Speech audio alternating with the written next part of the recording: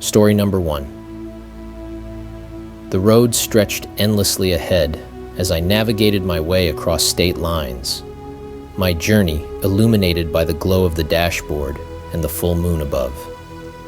I thrived on such adventures, but as the night grew darker and the weariness set in, the allure of a warm bed became irresistible. That's when I saw it, a lone motel, its sign flickering like a beacon in the night. Little did I know, this decision would plunge me into a night of sheer terror. I checked into the motel without much thought, the interaction with the clerk as brief and impersonal as could be. Room 7 was another nondescript motel room, but it was all I needed.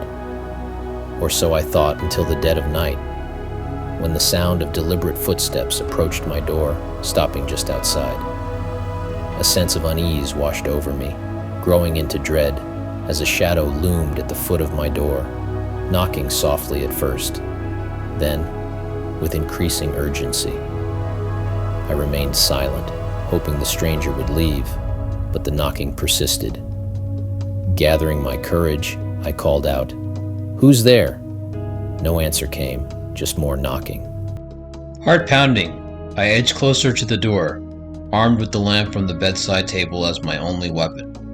The peephole revealed a man, obscured by darkness, his presence unexplained and ominous. The next moments were a blur of panic and action. The stranger, undeterred by my silence, began to jostle the handle, attempting to force his way in. Adrenaline surging, I braced against the door, shouting threats and warnings through the wood. The intruder's persistence turned to aggression, his body slamming against the door to break it down. In a desperate bid for safety, I dialed 911, my voice steady as I reported the ongoing attack, never moving away from the door. The operator's calm voice in my ear was a lifeline, assuring me that help was coming. The attacker, perhaps realizing the police were imminent, ceased his assault, leaving a haunting silence in his wake. As dawn broke, the police arrived to find the attacker gone, leaving behind only the marks of his attempt to enter room 7. Shaken but unharmed, I gave my statement, the reality of how close I had come to danger settling in. The motel, once a place of rest, had become a scene of a night I would never forget. The journey continued, but with a new wariness, a reminder of the night when adventure turned to nightmare, and I came face to face with the darkness that walks among us. Story number 2. Driving under a sky smeared with the colors of dusk, the last thing I wanted was to spend the night in my car. I was 29, chasing the tail end of my 20s with a journey meant to redefine my boundaries. That's when the silhouette of a lone motel appeared, its sign flickering weakly against the encroaching darkness. An uneasy feeling gnawed at me, but the thought of a real bed pushed it aside. The lobby was deserted, save for an old television flickering in the corner.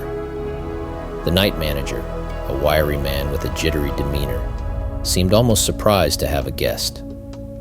He handed me the key to the room with a shaky hand, mumbling something about it being a quiet night. The room was cold, impersonal, and carried a faint musty odor, but exhaustion outweighed the discomfort. I had barely unpacked when a sharp knock at the door startled me. Standing there was a woman, soaked from the rain that had started to pour, claiming she had locked herself out of her room next door. Something in her frantic eyes didn't sit right with me, but I brushed it off, attributing it to the late hour and my tiredness. I offered to call the front desk for her, but she insisted she needed to use my phone inside. Reluctantly, I let her in. Once the door closed behind her, then the woman's demeanor changed. Her intentions became horrifyingly clear. "You shouldn't have let me in," she hissed, a sinister smile playing on her lips. Her hands fumbled beneath her soaked coat, and she produced a small, gleaming knife. The light from the flickering television glinted off its blade, casting ominous shadows across her face. "People like you, all alone, make such easy prey. She continued, her voice a chilling mix of mockery and malice. The fear that had been simmering in my gut turned ice cold. She moved closer. The knife seemed to take on a life of its own as it danced between her fingers. "Let's make this night interesting," she taunted, her eyes alight with a dangerous excitement. Every instinct screamed at me to run, to escape, but the small, cramped space of the motel room offered nowhere to hide. The realization hit me like a physical blow. This wasn't just a robbery. She was threatening my life, playing a twisted game where I was the unwitting participant. The standoff that ensued was a dance with death. Her movements were erratic, fueled by a desperation that made her unpredictable and terrifying. With each step she took, my space to maneuver diminished. The thought of my journey ending in this forgotten motel room at the hands of a stranger was a fate I couldn't accept. It was a game of survival, one I had not anticipated when I checked into this forgotten motel. The standoff ended with the sound of sirens. A neighbor had called the police after noticing the commotion. As they took her away, her eyes met mine, a mix of defiance and something akin to gratitude, as if being caught was her escape. Story number 3, driving late into the night, with only the sparse moonlight guiding me, I decided it was time to find a place to rest. I was on a road trip to clear my mind and find some inspiration. That's when I stumbled upon a motel that wasn't on any map, its dimly lit sign promising vacancy. It was nestled between dense forests on either side of the road, giving it a secluded, almost hidden appearance. The isolation should have been my first warning. The reception area was empty when I entered, a bell on the counter the only indication of service. After a moment, a man appeared from a back room. Unlike the typical indifferent motel clerks, this one had an intensity in his eyes that made me pause. He didn't ask for any ID, just handed me a key with a room number engraved on it, room 11. His parting words, "Be careful of the woods at night," were delivered with a seriousness that unsettled me. Room 11 was at the far end of the motel, closer to the woods than I would have liked. Inside, the room was basic but clean. I settled in, trying to shake off the eerie feeling the clerk's warning had left me with. It wasn't long before I heard footsteps outside, heavy and deliberate. Peering through the window, I saw a figure moving at the edge of the forest, just beyond the reach of the motel's lights. The footsteps stopped directly outside my door. Then came a knock. "Maintenance," a voice called out, gruff and unfamiliar. It was late, too late for routine checks. Alarm bells rang in my head. I moved quietly, pressing my eye to the peephole. The man outside wasn't dressed in any uniform, just dark clothes, and he was glancing around nervously. My refusal to open the door seemed to trigger him. The knocks grew into thuds, the man's voice now laced with anger, demanding entry. I braced the door with a chair, my heart pounding. The man's attempts to break in became more desperate, his shouts drawing the attention of other guests. Eventually, headlights flooded the parking lot, and the sound of car doors slamming acted as a deterrent. The man fled back towards the woods, disappearing into the night. The police found makeshift tools and a knife near where he had been standing. They told me there had been reports of break-ins in the area, always targeting lone travelers. I didn't sleep that night, nor did I stay another. The road called me back, but now with a heightened sense of caution and a deep-seated fear of what lurks in the unseen corners of the night. Story number 4. Caught in a web of city lights and shadows, I found my sanctuary for the night at a modest motel nestled between the looming skyscrapers. At 29, my sense of adventure was often tempered by caution, yet the anonymity of the urban sprawl seemed to promise a different kind of thrill. The motel's clerk, barely looking up, handed me the key to room 308, his indifference painting a stark contrast to the vibrant life pulsating outside. The room's view of a narrow, deserted alley offered a slice of the city's less glamorous side, a stark reminder of the world beyond the glass. It wasn't long before a knock at the door shattered the solitude. Through the peephole, a man's figure loomed, his presence uninvited and his intentions unclear. Room service, he claimed, but the late hour and his tense posture spoke of a narrative far from benign. Skepticism held my voice back, and the man's patience quickly unraveled. "Open up, or it ends here," he snarled, a threat that sent chills down my spine. The situation escalated rapidly. His shadow under the door shifted as he prepared to force his way in. My refusal had set the stage for a confrontation I was ill prepared for. "Listen, I just want to talk," he lied, the menace in his voice belying his words. His next actions were desperate and calculated, a series of kicks against the door designed to intimidate, to break my resolve. It was then, in the echo of those thuds, that survival instincts took over.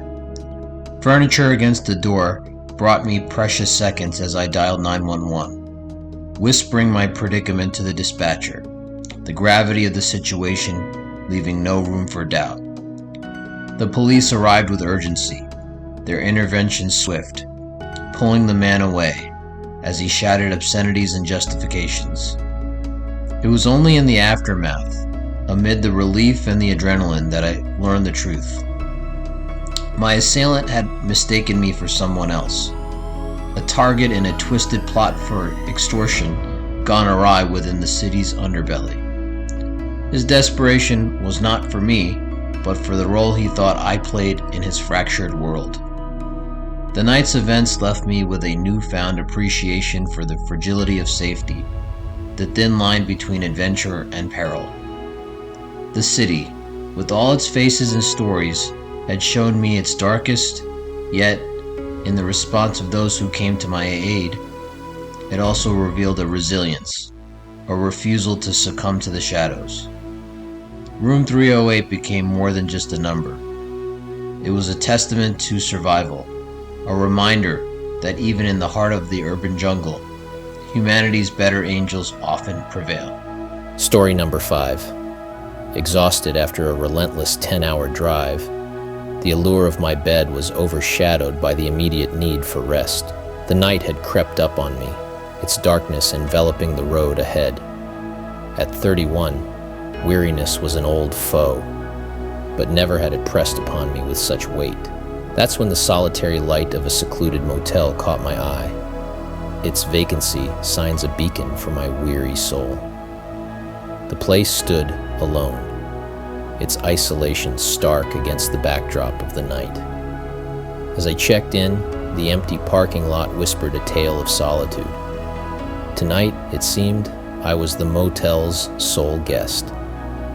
The clerk, a figure who seemed as much a part of the motel's fabric as the peeling wallpaper, gave me a cursory nod as he handed over the key to room 8.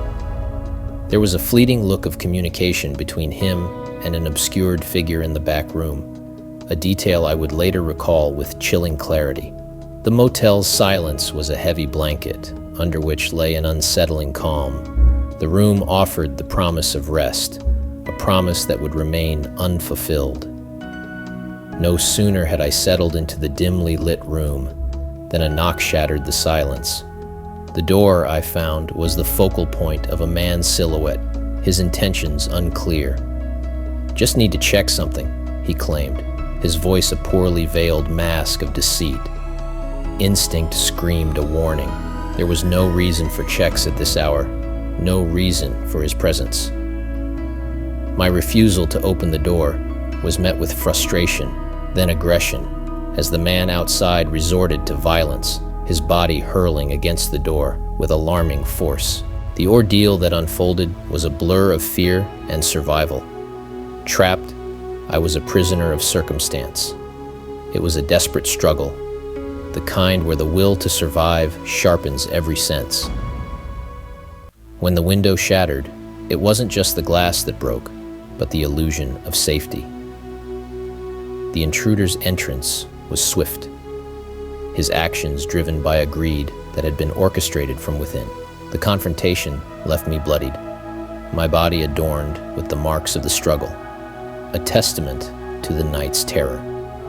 Yet, it was the arrival of the police, their sirens cutting through the night, that marked the end of the nightmare. Their investigation unveiled a chilling conspiracy. The clerk had engineered the robbery, exploiting the motel's isolation and my vulnerability. As I watched the clerk being led away in handcuffs, a mixture of relief and betrayal washed over me. The physical scars would heal, but the sense of trust, once given so freely, was now fractured. The drive home was a journey of reflection, a path that led not just to the comfort of familiar surroundings, but to the realization of how quickly sanctuary can turn into a trap. The motel, once a refuge from the night's embrace, had become a scene of a crime born from greed and facilitated by betrayal.